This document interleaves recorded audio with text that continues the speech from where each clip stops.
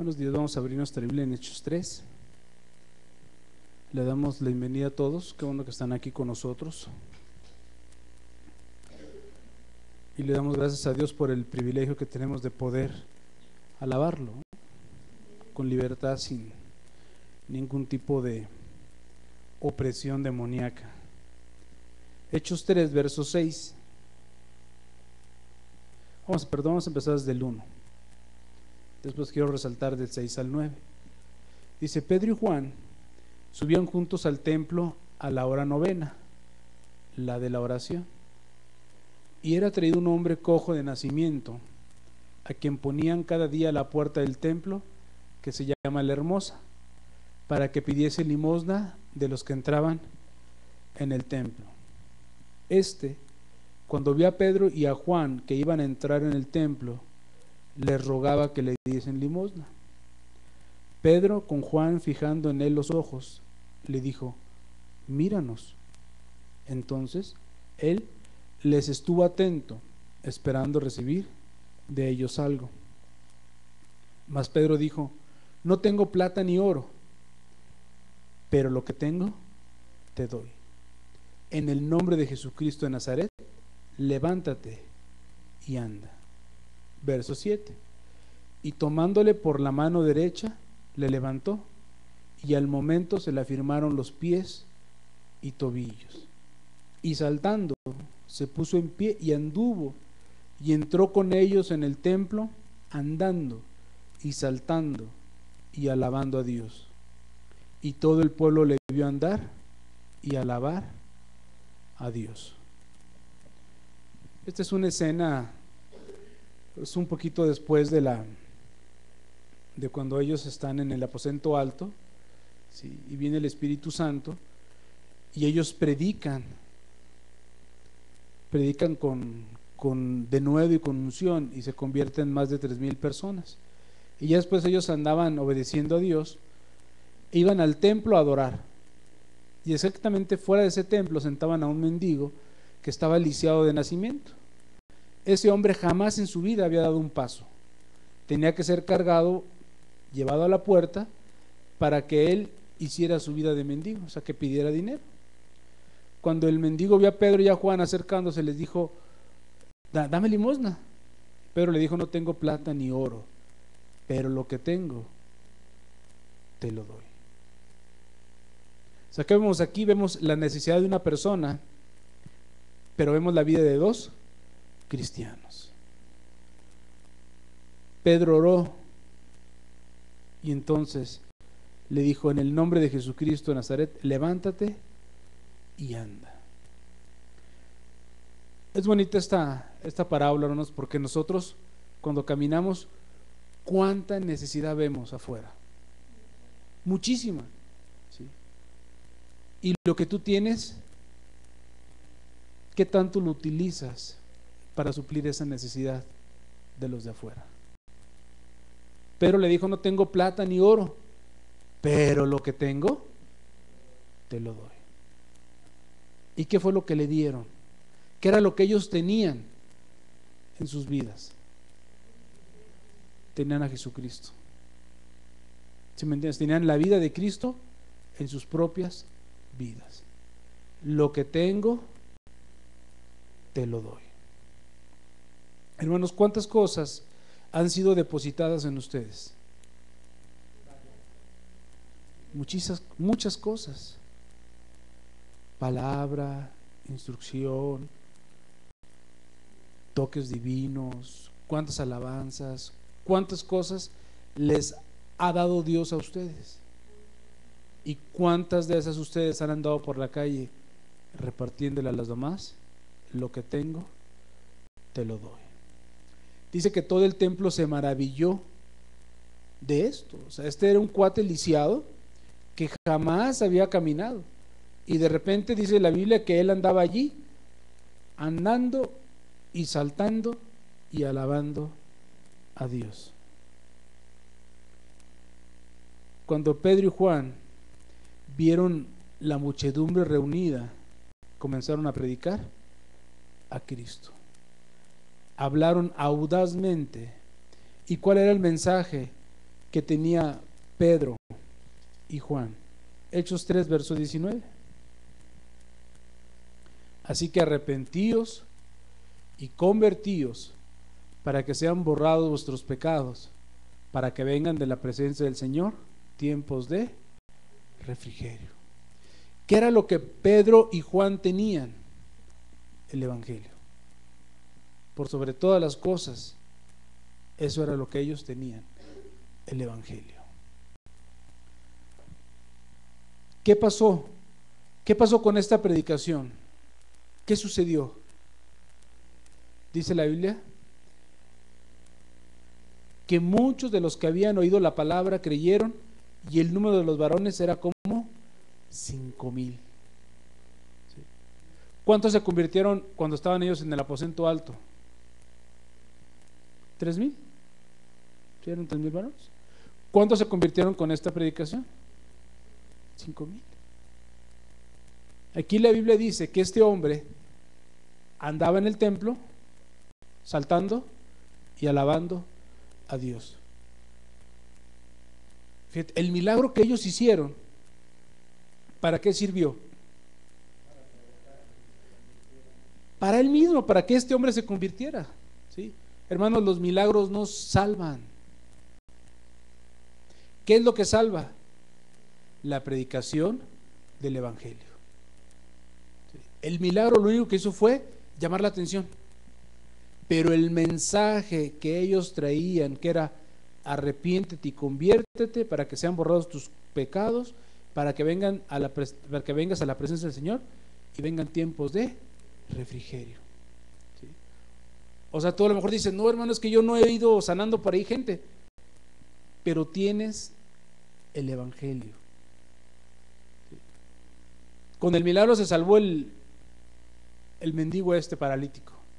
Con la predicación del Evangelio se salvaron más de 5,000 personas, porque aquí dicen que eran más 5,000 hombres, y ahí había mujeres y probablemente había también niños. ¿Sí me entiendes? Pero si tú no sabes lo que tienes, pues tú pues a lo mejor dices, es que yo jamás he levantado un paralítico, yo jamás he sanado a un enfermo, pero tienes el Evangelio que salva. Eso es lo que tú tienes en tus manos. Eso es lo que Dios te ha depositado a ti. Y cuando tú seas obediente a esa palabra de Dios, ¿qué es lo que va a pasar en tu vida? Van a venir los milagros en automático. O sea, es una consecuencia natural. ¿Por qué? Porque Dios se va a agradar de tu vida, Dios se va a agradar de lo que haces, y Dios te va a dar poder, mucho poder. Mientras Pedro y Juan estaban predicando, los gobernantes de la sinagoga vinieron sobre ellos resentidos. Estos ministros estaban enojados porque Dios había hecho un milagro a través de los discípulos de Jesús.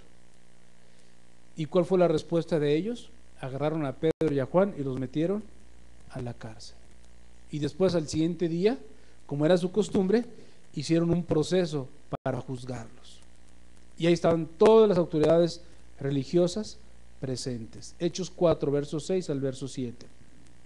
Y el sumo sacerdote Anás y Caifás y Juan y Alejandro y todos los que eran de la familia de los sumos sacerdotes, y poniéndoles en medio les preguntaron: ¿con qué potestad o con qué nombre habéis hecho vosotros esto? ¿No era ridícula la pregunta? ¿No le dijo Pedro al paralítico: en el nombre de Jesucristo, levántate y anda? Y no andaba este hombre saltando, ¿sí?, y alabando a Dios. O sea, ellos sabían que era en el nombre de Jesucristo. Estos hombres sabían exactamente cuál era el nombre que estaba siendo predicado. Este hombre, el lisiado, andaba corriendo y gritando que Jesús lo había sanado. hasta habían visto a algunos de sus propios sacerdotes convertidos, confesando que habían ayudado a crucificar al Hijo de Dios. O sea, acababa de pasar lo de Pentecostés, ¿sí? Y muchos sacerdotes habían convertido. Entonces ellos sabían lo que estaba pasando. Estos gobernantes tenían que saber que había poder en el nombre de Jesús, pero ellos se cegaron a esta realidad. Hechos 4, verso 9. ¿Qué hizo Pedro? Pues animado por el Espíritu, respondió a los sacerdotes: puesto que hoy se nos interroga acerca del beneficio hecho a un hombre enfermo, de qué manera éste haya sido sanado, sea notorio a todos vosotros y a todo el pueblo de Israel que en el nombre de Jesucristo de Nazaret, a quien vosotros crucificasteis y a quien Dios resucitó de los muertos, por él este hombre está en vuestra presencia sano. Verso 11. Este Jesús es la piedra reprobada por vosotros los edificadores, la cual ha venido a ser cabeza de ángulo. Y en ningún otro hay salvación, porque no hay otro nombre bajo el cielo dado a los hombres en que podamos ser salvos. ¿Qué empezó a hacer Pedro? Empezó a predicar. ¿Sí me entiendes? ¿Qué era lo que él tenía para darles a ellos? El evangelio. No les dijo, les voy a hacer otro milagro para que vean que no. Les empezó a hablar del evangelio. Cada situación difícil que enfrentaban ellos, ¿en qué la canalizaban? En la predicación del evangelio. Ellos estaban plenamente convencidos de lo que ellos tenían. Cuando Jesús le dijo a Pedro, tú tienes las llaves del reino, Pedro se la creyó, y él sabía que era la predicación del evangelio la que iba a salvar a las personas. Hermanos, no son las obras de caridad lo que salvan a las personas, es el evangelio. Claro que la persona que tiene a Jesús en su corazón va a ser misericordioso, y va a ser caritativo, y va a hacer buenas obras, pero su confianza no está en lo que él hace, su confianza está en lo que él predica. Y muchos de nosotros estamos acostumbrados a confiar en lo que hacemos y no a confiar en la predicación, porque eso fue lo que Dios nos dio, la predicación. Hechos 4, verso 13. Entonces, viendo el denuedo de Pedro y de Juan, y sabiendo que eran hombres sin letras y del vulgo, se maravillaban y les reconocían que habían estado con Jesús. O sea, cuando ellos vieron, ellos reconocieron algo en ellos. Ellos vieron una marca distintiva. Ellos vieron algo que tenían. Que habían estado ¿con quién? Con Jesús. Y así se llama la predicación de hoy. Estar con Jesús.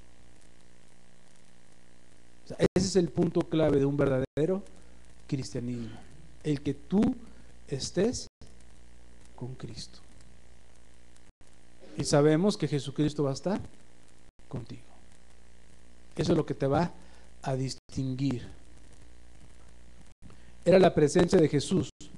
Ellos tenían la misma semejanza y el Espíritu de Cristo. Aquellos gobernantes se dieron cuenta que crucificamos a Jesús, sin embargo, Él sigue hablando hoy. Él sigue obrando milagros hoy. Se sigue predicando arrepentimiento hoy. Se mueve entre las personas a través de estos hombres iletrados y vulgares, ¿no? La palabra vulgo viene de pueblo. Y en esa misma hora Pedro y Juan estaban cumpliendo el mandato de Jesús de predicar el evangelio, comenzando en Jerusalén. La presencia de Cristo estaba en sus vidas, y de igual manera creo que este será el testimonio poderoso de Dios en nuestros días. Si Jesús no está con nosotros, nuestra predicación va a ser vana. O sea, la clave es que tú estés en Cristo y que Cristo esté en ti. Vamos a ver algunas características de aquellos que han estado con Jesús. Si tú no las tienes, pues tú no has estado con Jesús.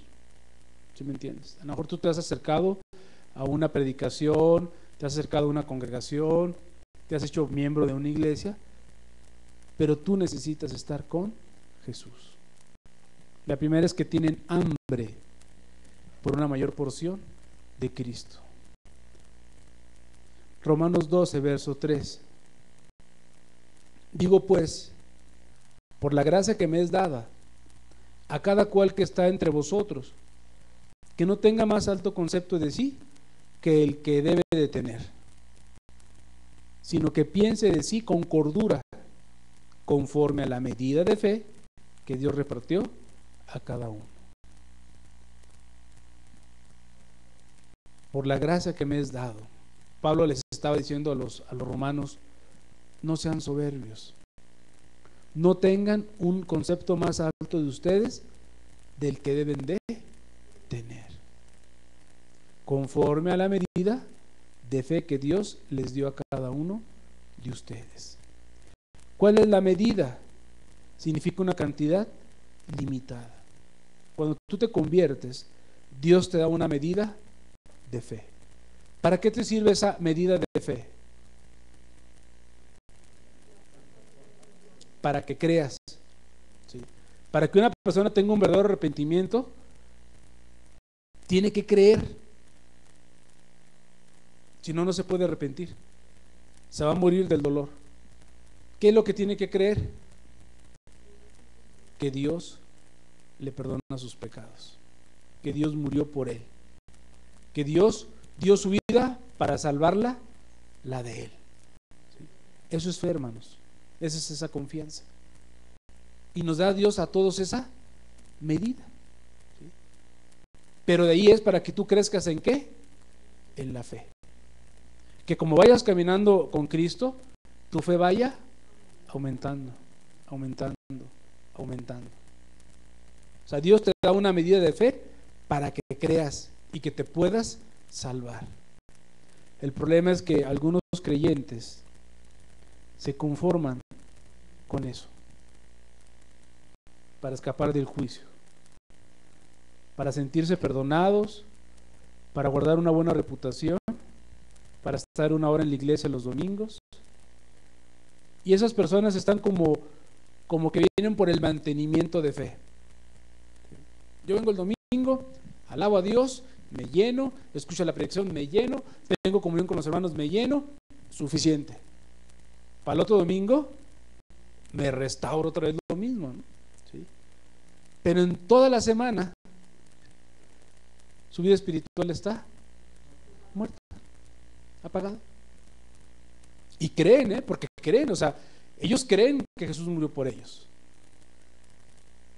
Y se mantienen así, en ese estándar. ¿En qué condición estás tú? Y a veces evitan estar mucho tiempo con Jesús. ¿Por qué? Porque saben que Jesús va a empezar a demandarles cosas. Cuando tú te metes con Dios, te empiezas a dar cuenta de la necesidad que hay. Y como Dios te va mostrando la necesidad, tú vas adquiriendo responsabilidades. Tú dices, yo tengo que suplir esa necesidad, por cuanto Dios me está mostrando lo que debo de hacer. Entonces, ¿qué se hace? Pues se evita. Como cuando estábamos chicos, ¿no? Yo me acuerdo que mi papá tenía un taller de carpintería, y cuando él se ponía a trabajar, ni nos queríamos parar por el taller. ¿Por qué crees? ¿Para no hacer nada? ¿Sí? ¿Mamá te ayuda a trapear? Sí. ¿No un mandado? Sí. O sea, pero no queríamos estar en el taller. ¿Por qué? Porque en el momento en que nos aparecíamos ahí, mi papá nos veía, ponte a lijar, ayúdame con esto. Entonces, qué era lo que evitábamos? Estar con Él. Y así son tus hijos, te ven haciendo algo y se van, se escurren. ¿Por qué? Porque ellos saben que el estar contigo les vas a empezar a demandar ¿qué? Ayuda. Y es natural, ¿no? Si tú ves una persona que está con las manos en las bolsas y tú estás trabajando y lo ves, le dices, échame la mano. ¿Sí? Es natural. ¿Qué hace el flojo? Ni siquiera se aparece. ¿Por qué? Porque te van a pedir cosas, ¿no? Y entonces, ¿qué es lo que hacemos? Limitamos nuestro tiempo con Cristo, porque no queremos que nos demande cosas. Mejor nos esperamos al domingo, ¿sí? Y estamos aquí en la reunión bien padre, sentaditos, escuchando, expectativos, ¿sí? Y después ya nos vamos, ¿sí? Y al otro domingo igual. Y así vivimos un cristianismo sin estar anhelando más tiempo con Dios. Efesios 4, verso 11.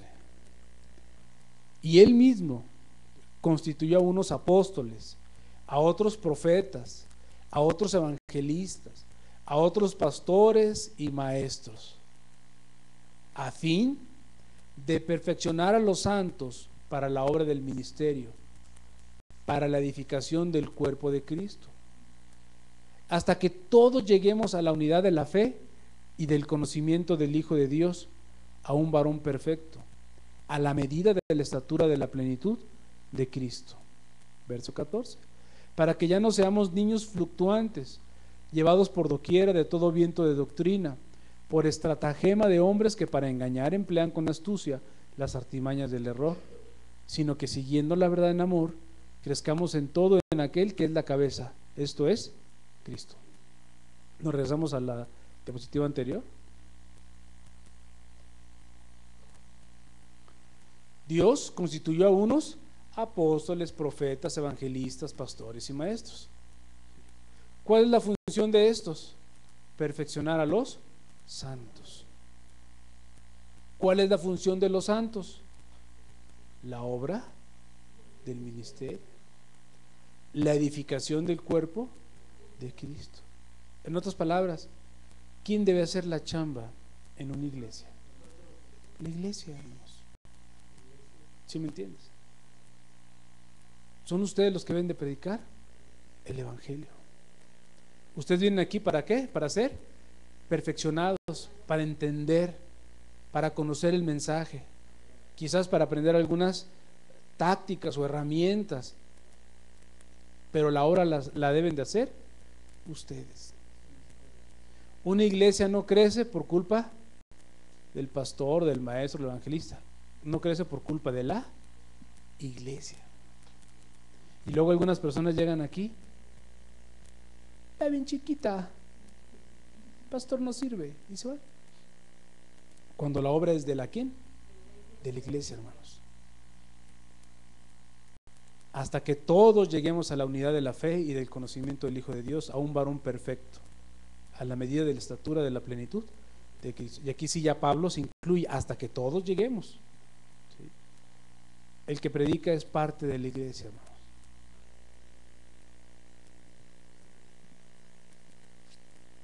Dios da dones espirituales, pero es crucial, es importante que la iglesia crezca, que la iglesia madure. Los siguientes textos, para que ya no seamos niños fluctuantes. ¿Cómo es un niño? Ahorita está jugando a las canicas, al rato está viendo la televisión, luego agarra un libro y luego va y raya la pared. O sea, anda haciendo un montón de cosas, pero ninguna concreta. Así andamos a veces nosotros, fluctuantes. ¿Y cuál es el peligro? Que podemos ser llevados por cualquier viento de doctrina. Podemos caer bajo el engaño de los hombres. ¿Qué es lo que Dios quiere? Que sigamos la verdad en amor, que crezcamos en todo en aquel que es la cabeza, esto es Cristo. No todo cristiano aspira a este tipo de madurez. Muchos prefieren un evangelio que solo les hable de la gracia, del amor, del perdón, maravillosas verdades bíblicas, pero eso es leche, hermanos. Eso es apenas el principio. Eso ya se les dio. O sea, ustedes ya fueron alimentados con esas verdades, la gracia, el amor, el perdón. Y ahora ustedes tienen que empezar a crecer hasta que tengan la estatura de Cristo. Hebreos 5, verso 12. Porque debiendo ya ser maestros, después de tanto tiempo, tenéis necesidad de que os vuelva a enseñar cuáles son los primeros rudimentos de las palabras de Dios, y habéis llegado a ser tales que tenéis necesidad de leche y no de alimento sólido. Y todo aquel que participa de la leche es inexperto en la palabra de justicia, porque es niño. Verso 14. Pero el alimento sólido es para los que han alcanzado la madurez, para los que por el uso tienen los sentidos ejercitados en el discernimiento del bien y del mal. O sea, sí, ya se les dio leche, hermanos. Les hemos vuelto a dar otra ración de leche, pero ya es tiempo de que ustedes maduren. ¿Y cómo crees tú que un hombre obtiene la madurez? En base a las responsabilidades que se echa. ¿Tú ves a un joven?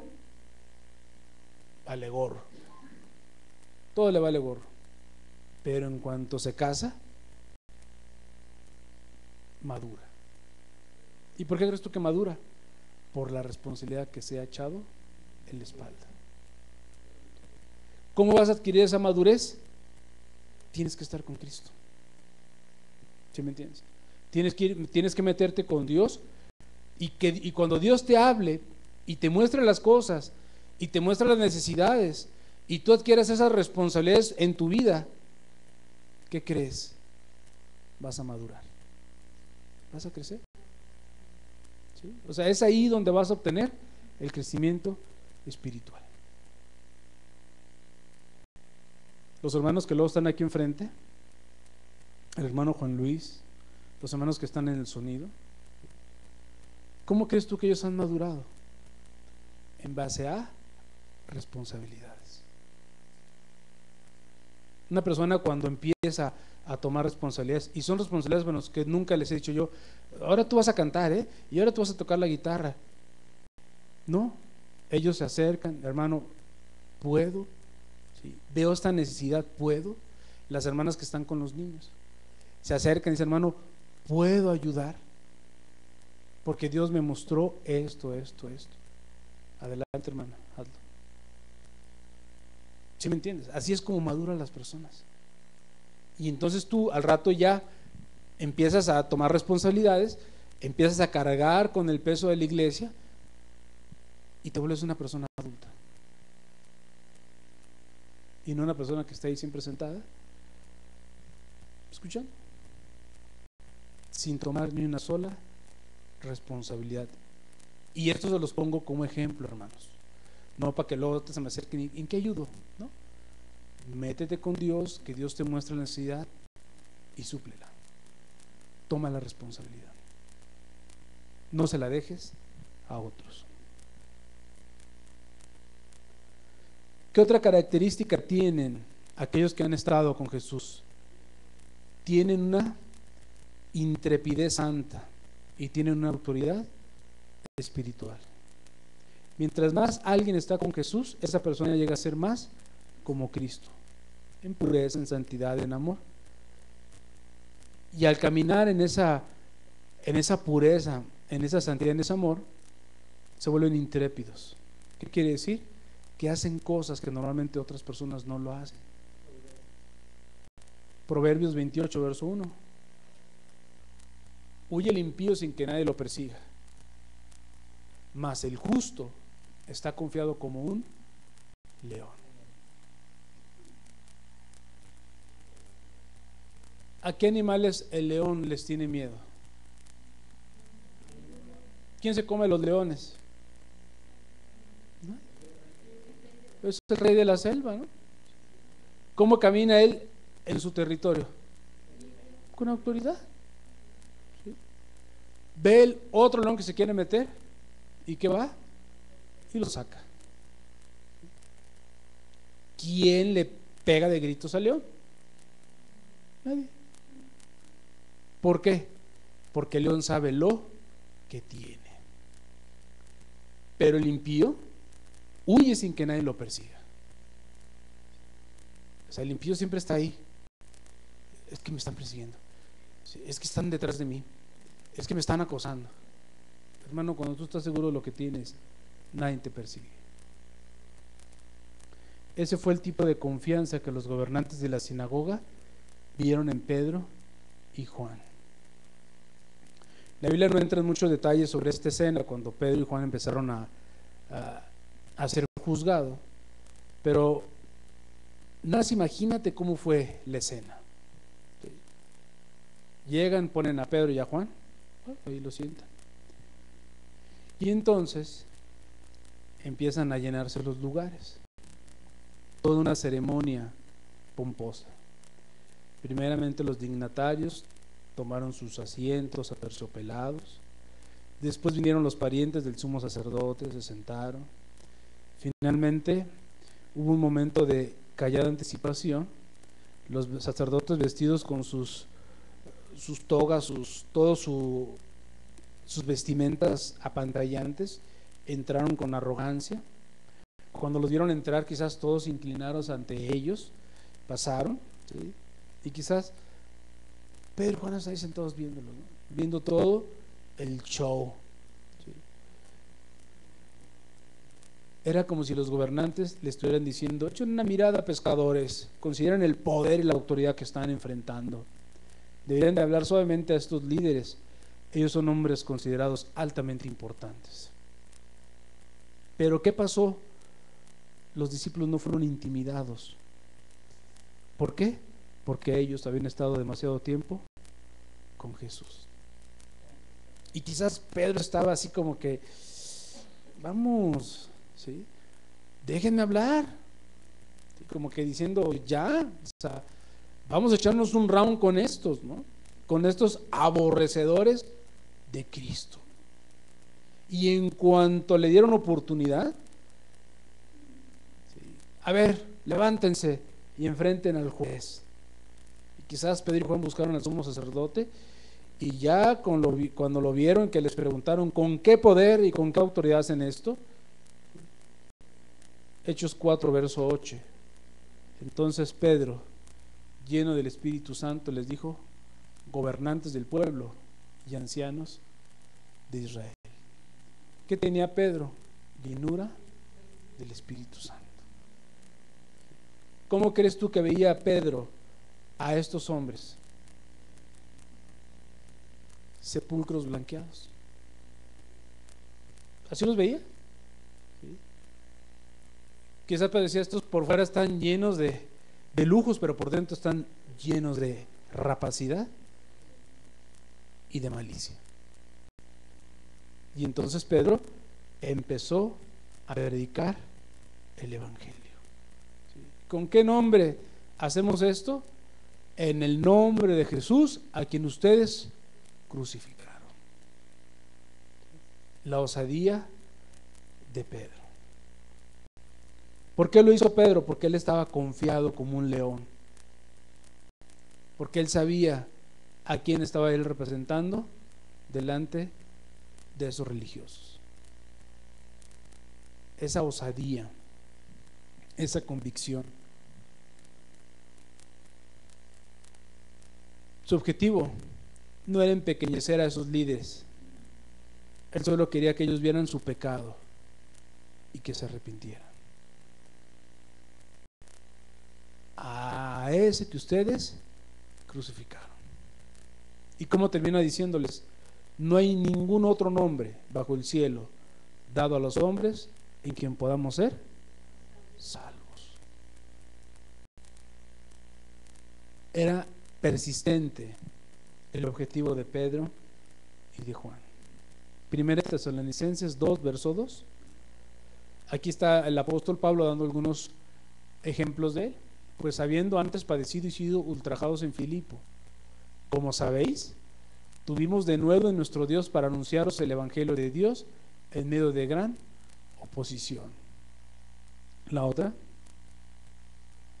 antes fuimos tiernos entre vosotros, como la nodriza que cuida con ternura a sus propios hijos.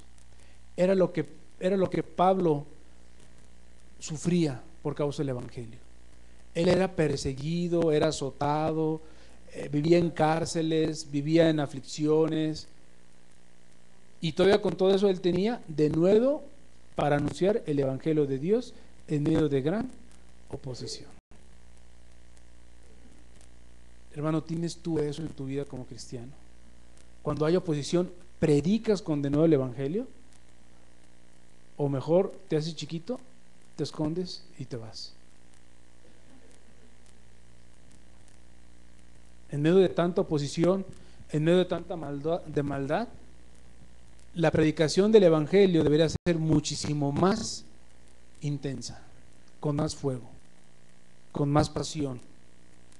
Aquellos que pasan tiempo en la presencia de Jesús llegan a estar muy confiados, no tienen miedo de hablar la verdad, y aún así no tienen que dar su mensaje en una voz imperiosa.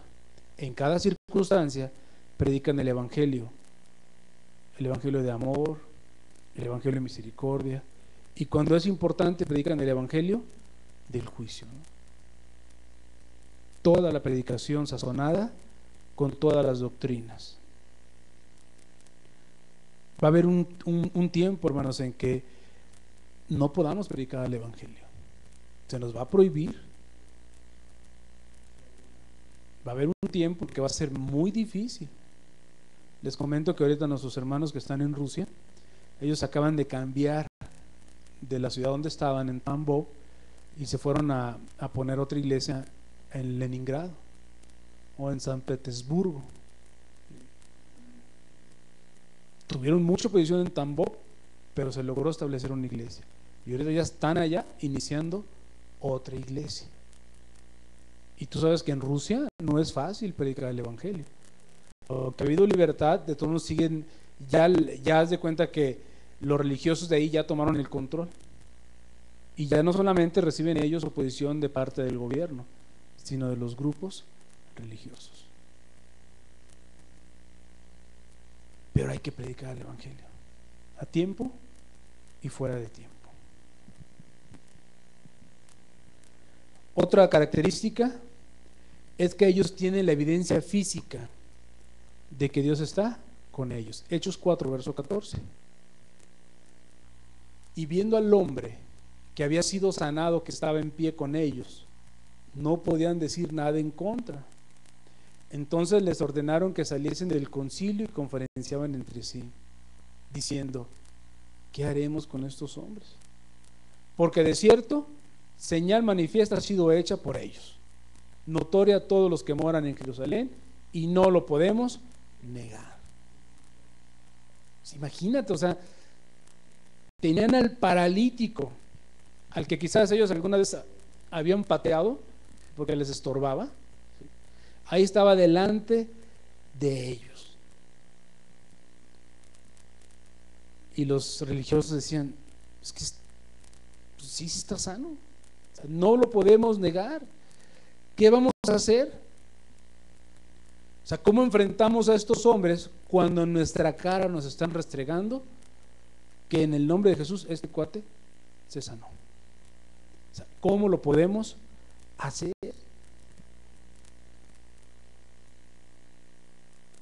¿Cómo le hacemos? Cuando tu vida es una realidad de que Cristo está contigo. ¿Cómo pueden atacarte tus familiares cuando tu vida es una realidad de que Cristo está contigo? ¿Sí me entiendes? Pero si hiciéramos un censo de nuestras familias, despotrican contra nosotros lo que puedan. Y muchas veces, ¿cuánto de eso es verdad? ¿Cuánto de eso es cierto? Sí, muy cristiano, pero no trae de comer a la casa. ¿Sí me entiendes? Mal testimonio. Sí, muy cristianita y no tiende la cama, no hace qué hacer. Ve la casa como la tiene, una porquería. ¿Sí me entiendes? El testimonio, hermanos, es lo que debe de estar contigo siempre. Así como ese hombre era la evidencia física, no se podía negar, así tu vida debe de ser delante de los demás. Que cuando te vean digan,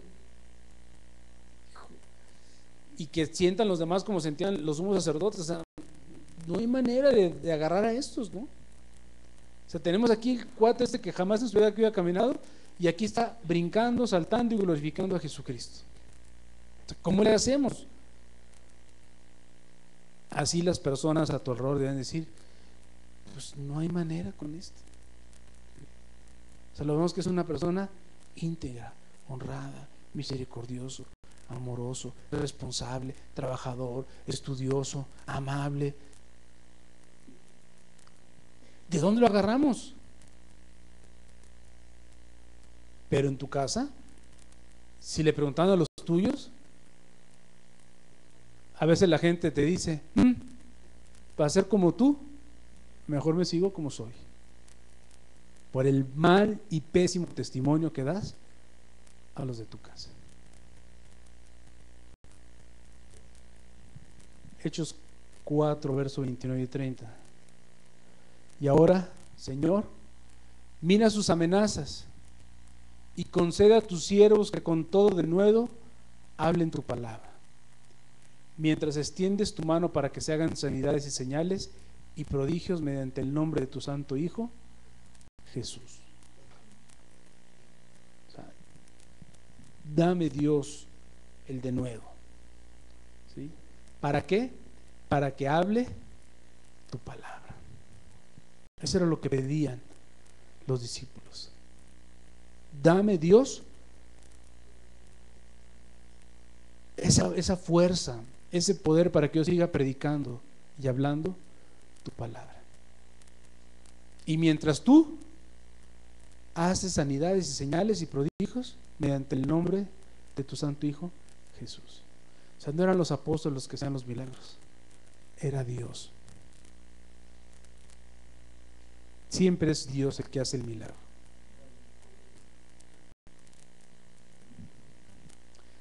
Sin duda alguna, Pedro y Juan habían visto la mirada de resignación en la cara del sumo sacerdote cuando comprendió que ellos habían estado con Jesús. A lo mejor Pedro le dijo a Juan, ¿ya ves? Si solo supieran cuando estuvimos con Jesús, si supieran que antes de que los crucificaran estuvimos con Él, si supieran que cuando resucitó estuvimos con Él, si supieran que en el Pentecostés estuvimos con Él, y si supieran que hoy cuando nos levantamos estábamos con Cristo. Si solo supieran quién está con nosotros, les daría pavor enfrentarse a nosotros. Y el último punto es que las personas están preparadas para cualquier crisis. Cuando llega una crisis, no tienes tiempo para prepararte a ti mismo en oración y fe, pero aquellos que han estado con Jesús siempre están listos, siempre. Una pareja escribió en un espíritu que revelaba que habían estado con Jesús y hablaban de una tragedia que habían ellos sufrido. Su hija de 24 años había salido con una amiga cuando un loco secuestró a las jóvenes. Él las llevó a un lugar aislado donde dejó ir a la amiga, pero asesinó a la hija de esta pareja de cristianos. Cuando la policía describió lo que pasó, la pareja estaba en un estado de conmoción. Sus amigos y vecinos preguntaban, ¿cómo puede cualquier padre sobrevivir a este tipo de tragedia? ¿Cómo pueden vivir con el grotesco pensamiento de lo que le pasó a su hija? Sin embargo, dentro de una hora el Espíritu Santo había venido a la afligida pareja, trayendo consuelo sobrenatural. Claro, en los días dolorosos que siguieron, estos padres afligidos continuaban preguntándole a Dios ¿por qué? Pero aún en todo ese tiempo ellos experimentaron el descanso y la paz divina. Todos los que conocían a estos padres estaban sorprendidos por su calma. Más aún, Esa pareja se había preparado para el momento de crisis. Ellos supieron todo el tiempo que Dios nunca permitiría que algo les pasara a ellos sin un propósito subyacente. Y cuando las terribles noticias llegaron, ellos nos hicieron pedazos. De hecho, estos padres y sus hijos sobrevivientes pronto empezaron a orar por el asesino. Las personas del pueblo no podían aceptarlo, ellos clamaban por sangre, pero la piadosa pareja habló y enseñó la habilidad de Dios de proporcionar la fortaleza sin importar lo que pudieran enfrentar. Los habitantes del pueblo reconocieron su fortaleza como viniendo solo de Jesús y pronto decían: ellos son un verdadero milagro. Es gente de Jesús. Y así hay otro testimonio de un ministro que había estado preso en Rusia durante 18 años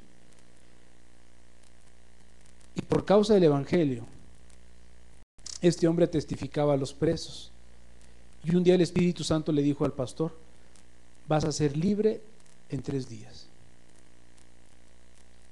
Y este hombre fue y se lo dijo a las personas que estaban en la cárcel y empezaron a burlarse de él, y pasaron los 3 días y ya cuando estaba oscureciendo los demás presos se burlaban de él y le decías: ¿qué Dios tienes? Sí, vas a estar libre en 3 días. Pero a las 11 de la noche sonó el altavoz y una voz llamó el nombre del pastor: venga a la oficina inmediatamente. Y le anunciaron: usted ha sido liberado. Todos los prisioneros y guardias estaban aturdidos. Mientras el pastor caminaba, le decía a cada uno adiós y les deseó el bien. Finalmente, cuando él pasó la puerta de la prisión, vio a su esposa que le esperaba con flores. Mientras el pastor la abrazaba, se volvió para mirar la prisión donde había pasado 18 años. Sus compañeros prisioneros estaban de pie en las ventanas y estaban gritando a todo pulmón: hay un Dios, hay un Dios, hay un Dios. Dios les había dado evidencia visible y pasó a través de este pastor piadoso que había estado con Jesús cada día de su sentencia 18 años. O sea, las mismas pruebas que van a venir van a traer algo de fruto para las personas.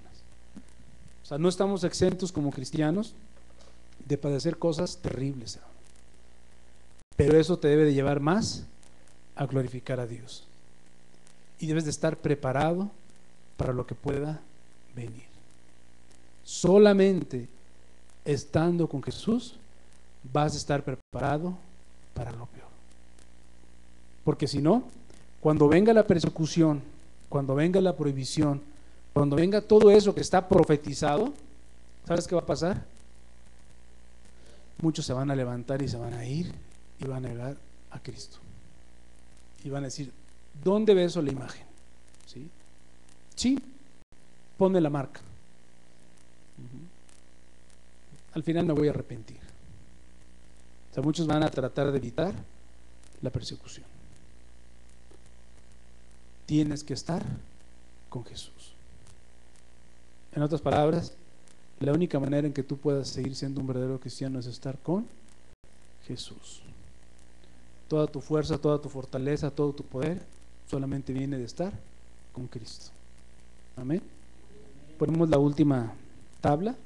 Aquí están las 4 causas o las 4 evidencias de estar con Jesús: tener hambre de una mayor porción de Cristo, necesitar más de Jesús, de su presencia, de su palabra y de su espíritu.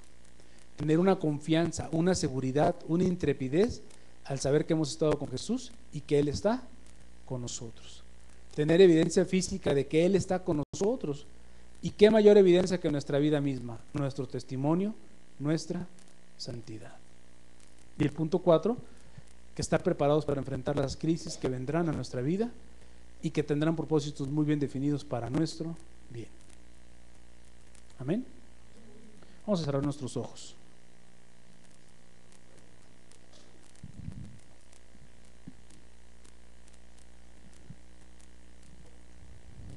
A veces pensamos que si tomamos un curso de teología creceremos en la fe, o que si nos leemos la Biblia 10 veces, creceremos en la fe.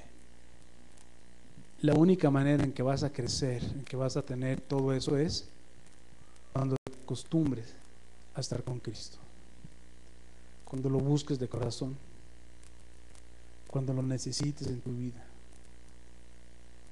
cuando Él te muestre las cosas, cuando Él te muestre la responsabilidad y que tú digas: Señor, envíame a mí. ¿A quién enviaré? Envíame a mí. Tengo esta necesidad, Señor, yo la voy a suplir. Pero es un gigante, no importa, Señor, tú estás conmigo. Y así como David venció a Goliat, no importa el gigante que se me enfrente, yo lo voy a vencer. Pero las personas hablarán de ti, no importa, Señor, yo viviré de tal manera que mi testimonio sea impecable, que no tenga yo mancha, de donde se puedan agarrar los impíos y puedan blasfemar tu nombre. Y pero cuando venga la persecución, ¿qué vas a hacer? Señor, voy a estar preparado. Tú me vas a ayudar a soportar lo que venga. Todo lo que venga, Señor, tú me vas a ayudar a soportarlo.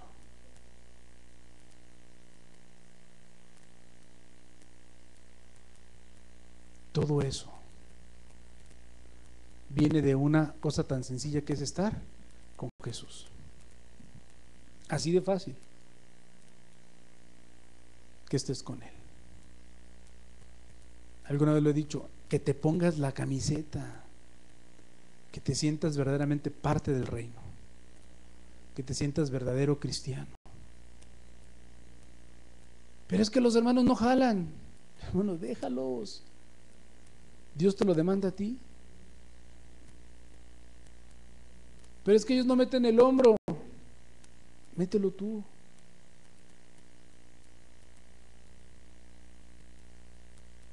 Que cuando llegues al cielo serás recibido por ángeles, como decía ese canto que escuchamos hoy.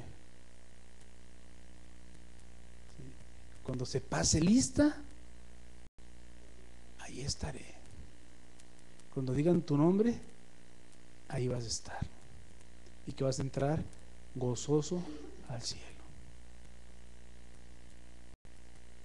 y que te digan: bienvenido, buen siervo, fiel. Sobre lo poco fuiste fiel, sobre lo mucho te pondré.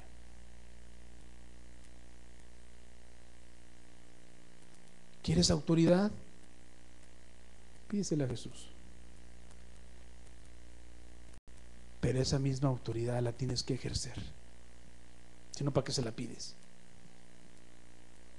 Hay cosas que son tan obvias como la obediencia. Tienes que obedecer, hermano. Tomar la autoridad, obedecer, caminar. Y Dios te va a ir dando más y más hasta que llegues a ser como el varón perfecto.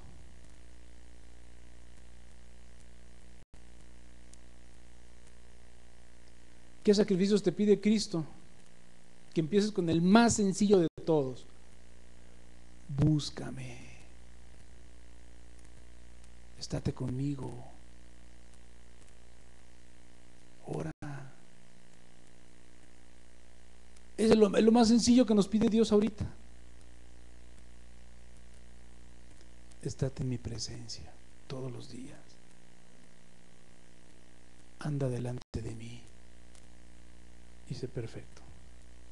Eso es lo que Dios te pide. Y después van a venir las demás cosas, y más, y más, y más. Y cuando veas hacia atrás vas a decir: ay, todo lo que he hecho, pero no he sido yo, ha sido la gracia de Dios en mi vida. Hermano, ahorita puedes estar aquí sentado, ¿sí?, a lo mejor escuchando un mensaje, y no sabes si a la vuelta de unos cuantos días o meses estés en otro lugar haciendo grandes cosas para Dios, solamente por el puro hecho de haber decidido en tu corazón estar con Jesús. Tú no sabes de lo que Dios es capaz de hacer con las personas que deciden entregarle su corazón a Cristo. hace maravillas, hace milagros. Lo único que tienes que hacer es decir: Señor, yo quiero hacerlo, yo quiero estar contigo, yo quiero depender de ti, Señor, yo quiero ser obediente, yo quiero ser un verdadero cristiano, yo quiero estar contigo.